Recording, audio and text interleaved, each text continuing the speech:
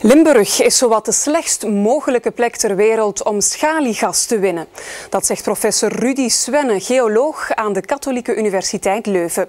We zijn te dicht bevolkt en de kans op bodemvervuiling is enorm groot. Bovendien is er te weinig bodemonderzoek gedaan naar de kwaliteit van de gesteenten in de Limburgse ondergrond. Als je afgaat op de bevolkingsgraad, dan is Vlaanderen een van de laatste regio's waar dat dergelijke ontwikkeling zou mogen gebeuren in Europa. Duidelijke taal van geoloog Rudy Swenne. Vooral de techniek waarmee schaliegas uit de ondergrond wordt gewonnen is volgens hem ongeschikt voor onze regio. We gaan daar chemicaliën moeten in pompen.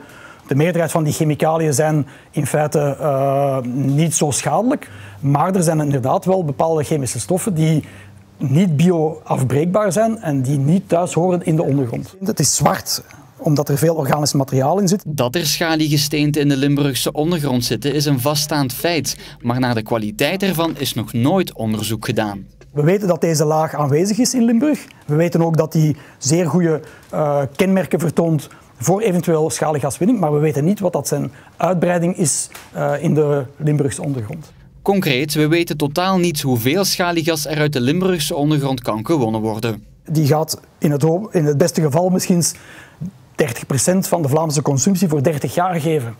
Is dat voldoende? Is dat overwegen waard?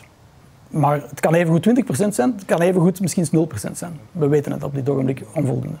En dus pleit Swenne voor een lange termijnvisie met een degelijk bodemonderzoek en een grondige inventarisatie. Het is niet omdat je vandaag kunt aantonen dat er iets zit, zoals de steenkool. Misschien is het verstandig om de steenkool daar nog 100 jaar te laten zitten. En dan binnen 100 jaar hebben we een technologie ontwikkeld die dat maximaal kan valoriseren.